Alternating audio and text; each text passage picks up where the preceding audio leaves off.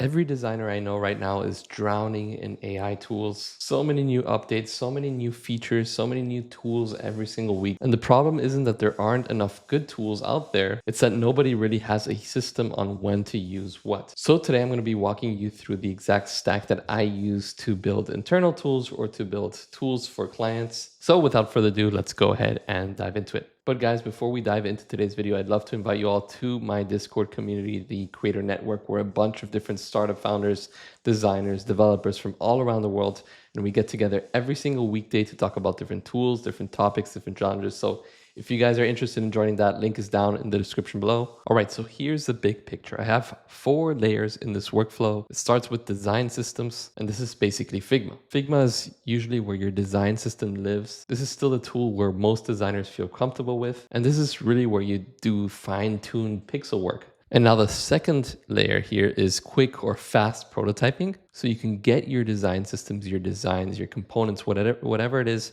from Figma, and bring it into a tool like MagicPath to spin up a quick prototype. And the point of this is just to use AI to quickly create some type of prototype and get something real on screen as fast as possible. And then layer 3, which might be a little bit more technical than the quick prototyping, because this is where I would shift to IDEs like Cursor or Anti-Gravity and use something like Claude code to get this prototype that I made and implement actual real functionality, state management, API integrations, and eventually connect it to a real project or to a custom domain.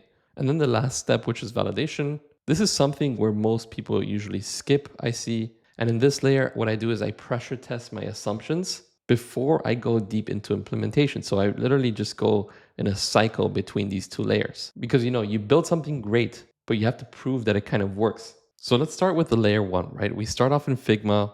This is our design library. We have all of these different modules. We have different components. Like for example, we have this pricing component. We have this like user profile component over here, uploading documents, and they all have a very consistent style in terms of buttons, font, spacing, layout. So for the quick prototyping step, we just need 1 or 2 components to bring into MagicPath so that MagicPath understands the design system, and thus we can use MagicPath to quickly prototype on other types of flows. So I'm going to go ahead and I'm going to copy this, going to click on Command L, and in a new MagicPath project, going to just paste it in over here.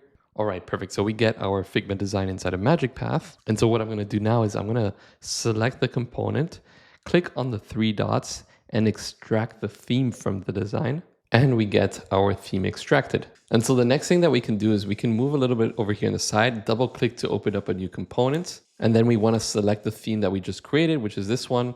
And now this is where we can prompt out a new flow that we're trying to create. And me personally, I don't really do this from scratch. I've been using Granola to record all of my meetings, whether it be for my community, for my clients, for my consultation calls, everything. And so, for example, you can open up the transcript or the notes of that meeting, and you can chat with an AI that understands the context of the meeting. And for example, one would say something like, I am trying to build a prototype for the idea discussed in the end of this meeting.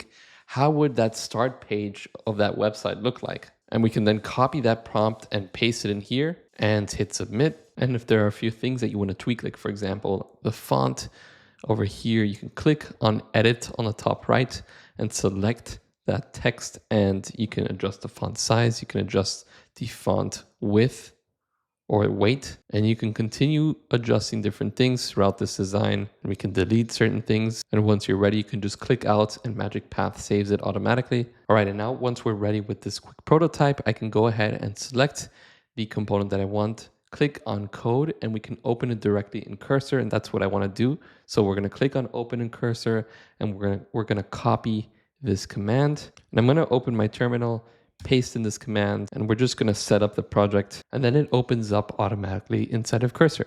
And we can toggle the panel just to kind of confirm and run the project in our local host. I'm going to click on yarn dev and open up that local host link. And we have our design in our local host link. Now this is looking great and all, but we need to add more integration. We want to connect our YouTube video. We want to connect these buttons to actual links and eventually add APIs to pull data like this and connect it to a custom domain. Because with our local host, we can't really share this with other people. So going back into Cursor, I'm going to open Claude Code, the Claude Code extension. So in this case, I want Claude Code to do two things: use the video for this video container in the hero section. So I'm going to give it a video in my YouTube channel and connect the primary buttons to this link. So we're going to go ahead and submit that. All right. And we can see that now the changes have been reflected. I have this YouTube video over here, and I can click on any of these primary buttons and it takes me to this cal.ai link. And then you can eventually just keep on adding different changes, changing the text, again, adding different APIs, and so on and so forth.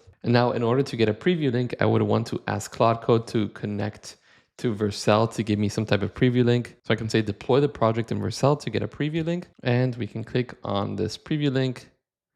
And here we have it. So now this takes us to our last step, which is validation. So like I said before, I'm going to head to Lyssna.com. And the reason why I use Lyssna is because it's just fast. I can set up a test, I can send out the test link, and I can see all of the submissions live. And it's just like very, very reliable. And then when it comes to getting user feedback, there's different ways of how to do it here in Lyssna. One way that's pretty interesting is by looking at how other people do it. So going to the template library. So there's, for example, test navigation on your SaaS website. So there's, for example, test desirability and design preferences, track your brand's awareness and impact, or test navigation on your SaaS website. Maybe this one might be an interesting one for our use case. So we can click on it and we can say, use this template. And then we can rename it to test navigation for our SaaS landing page. Click on create. And so once we open this up, we have our editor over here where we can build out the different steps of our test. And since this is a template, it's already finished. So we have a welcome message. We have the live website test where I'm just going to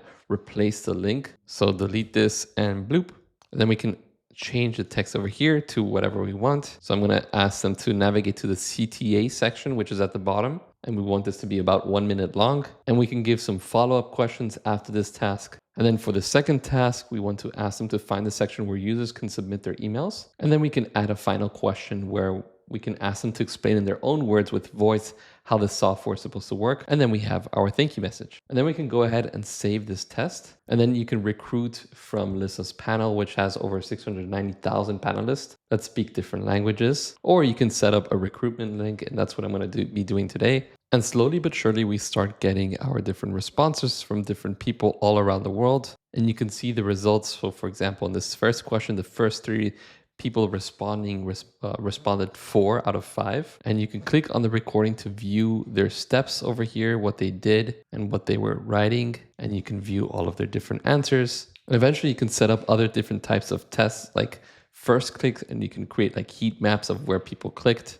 You can even do card sorting. I mean, there's so many different types of steps that you can add in your tests. But anyways, once you're finished with the testing, once you have a good amount of feedback, it's important to get that feedback and turn it into valuable information that you can re-implement in your designs. And then the whole point would be to kind of like recycle that step, going from implementation to feedback to implementation to feedback. But yeah, guys, hope you enjoyed today's video. If you have any comments or questions, please let me know down in the comments below. And again, thank you so much for watching. Hope to see you next time. Goodbye.